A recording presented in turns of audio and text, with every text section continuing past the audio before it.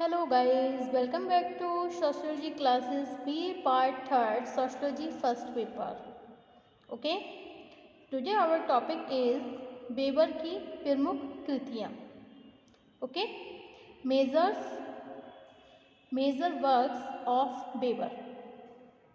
According to Raymond Aron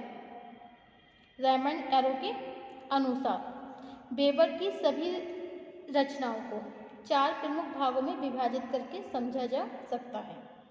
इसी से उनकी बहुमुखी प्रतिभा भी स्पष्ट होती है. ओके, फर्स्ट क्या है आपका? पद्धति शास्त्र रचनाएं, मैथोडोलॉजिकल वर्क्स. सेकंड है समाजशास्त्र तथा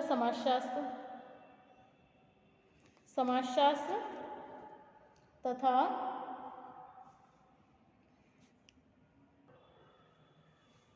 okay, so these are the major works of Weber. पद्धति शास्त्र रचनाएं, मैथोडोलॉजिकल वर्क्स, समाजशास्त्र तथा अर्थशास्त्र, सोशियोलॉजी एंड इकोनॉमिक्स. ऐतिहासिक रचनाएं, हिस्टोरिकल वर्क्स. एंड नेक्स्ट है धर्म का समाजशास्त्र, sociology of religion. And German समाजशास्त्र, German sociology. Okay, so these are the all works of Webers. ये सभी वेबर की कृतियां हैं. ओके, तो वेबर की प्रमुख कृतियों में पद्धति शास्त्र रचनाएं. सामाजिक विज्ञानों के लिए वेबर का सबसे महत्वपूर्ण योगदान उनके द्वारा एक ऐसी अध्ययन पद्धति को विकसित करना रहा है जिसके द्वारा सामाजिक घटनाओं तथा मानवीय व्यवहारों का वैज्ञानिक अध्ययन करना संभव हो सके. ओके, पद्धति शास्त्र से संबंधित अपने विचारों को उन्होंने अपनी पुस्तक study of the theory of science में प्रस्तुत किया. समाजशास्त्र तथा इतिहास से संबंधित अध्ययनों के क्षेत्र में इससे वेबर की व्यावहारिक अंतर्दृष्टि को समझा जा सकता है. इसके अतिरिक्त अपनी एक अन्य पुस्तक सामाजिक तथा आर्थिक संगठन का सिद्धांत theory of social and economic organisation में उन्होंने वर्स्टहीन के रूप में एक ऐसी पद्धति के उपयोग पर जोर दिया जिसके द्वारा कर्ता द्वारा की जाने वाली क्रियाओं को उसी के विचारों के संदर्भ में समझकर उनका व्याख्यात्मक बोध किया जा सके. सन 1904 में वस्तुनिष्ठता ऑब्जेक्टिविटी नामक शीर्षक से लिखे गए निबंध में वेबर ने आदर्श प्रारूप आइडियल टाइप्स के रूप में अध्ययन के एक ऐसे उपकरण को प्रस्तुत किया जिसके द्वारा विभिन्न घटनाओं का वैज्ञानिक रूप से अध्ययन किया जा सकता है. ओके, अब नेक्स्ट है आपका इतिहास संबंधी रचनाएं, ऐतिहासिक रचनाएं, हिस्टोरिकल वर्क्स.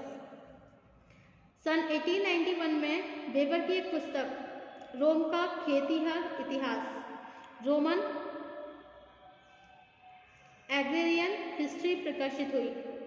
इस पुस्तक का ऐतिहासिक तथा समाजशास्त्रीय अध्ययनों में विशेष महत्व है. इसके बाद वेबर ने पोलैंड की कृषि प्रणाली तथा जर्मनी के सत्ता वर्ग के सहसंबंधों को स्पष्ट करने के लिए अनेक लेख लिखे.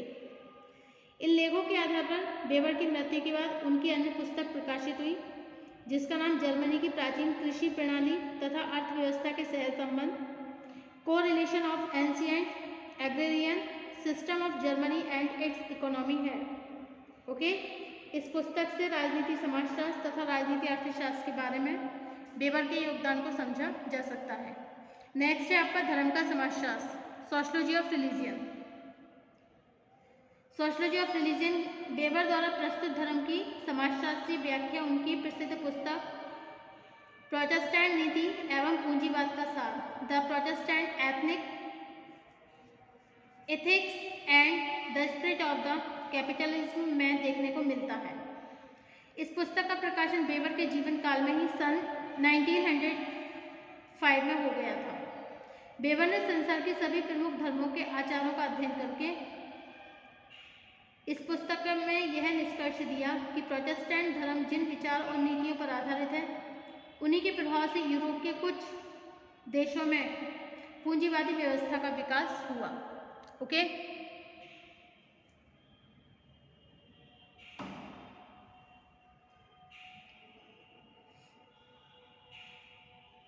इसके अतिरिक्त the religion of China, the religion of India जैसी 2 पुस्तकों का प्रकाशन भी 1916 में हुआ। इन पुस्तकों में भी बेवर ने चीन और भारत के धार्मिक आचारों पर विस्तार से प्रकाश डालते हुए यह स्पष्ट किया कि धार्मिक आचार सामाजिक और आर्थिक व्यवहारों को किस प्रकार प्रभावित करते हैं। ओके, अब नेक्स्ट टॉपिक है आपका समाजशास्त्र तथा अर्थशास्त्र, सोशियोलॉजी एंड इकोनॉमिक्स। ओके, अर्थशास्त्र के एक प्रमुख अध्येता के रूप में बेवर ने अर्थशास्त्र और समाजशास्त्र के बीच पाए जाने वाले घनिष्ठ संबंधों पर भी विचार पूर्वक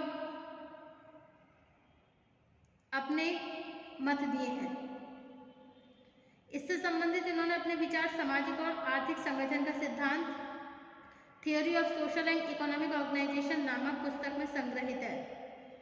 यह पुस्तक बेवर की मृत्यु के बाद सन 1947 में टॉलकट पार्सन्स द्वारा प्रकाशित की गई। ओके,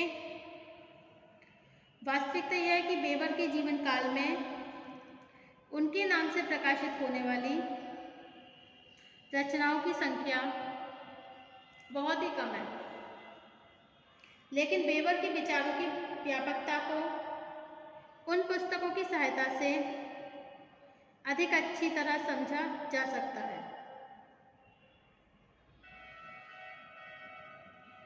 जिनका प्रकाशन बेवर की मृत्यु के बाद अनेक दूसरे विद्वानों द्वारा करवाया गया। ओके, बेवर की पत्नी कौन थी? Marrion weber.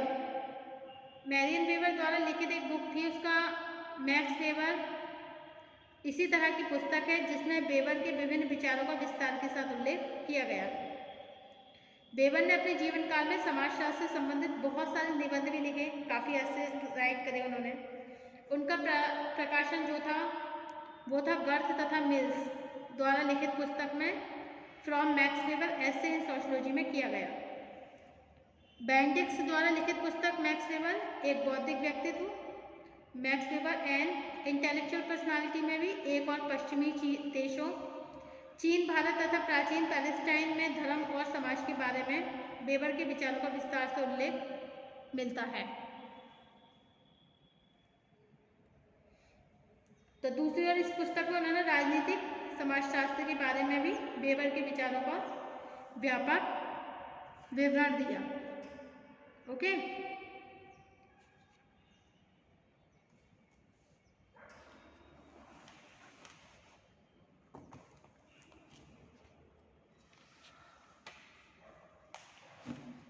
रेमंड एरो द्वारा लिखित पुस्तक जर्मन समाजशास्त्र में भी बेवर के उन विचारों का विश्लेषण किया गया जो बेवर द्वारा लिखे गए विभिन्न लेखों पर आधारित है। ओके,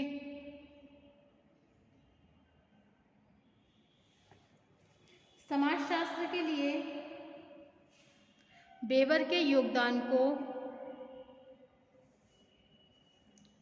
स्पष्ट करते हुए रेमंड एरो ने लिखा है कि बेवर का वास्तविक मूल्यांकन करने में कुछ समाजशास्त्रियों को संकोच हो सकता है, किंतु मेरे लिए बेवर सभी समाजशास्त्रियों में सबसे अधिक महान है। ओके,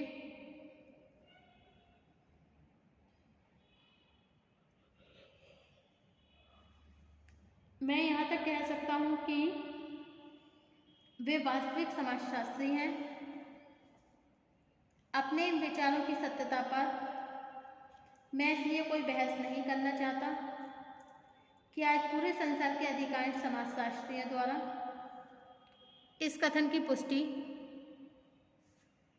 की जा चुकी है।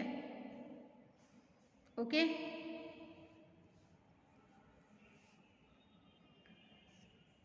वेबर ने सामाजिक क्रिया को समाजशास्त्र की अध्ययन वस्तु मानते हुए इसकी प्रकृति और अध्ययन पद्धति पर विस्तार से प्रकाश डाला है।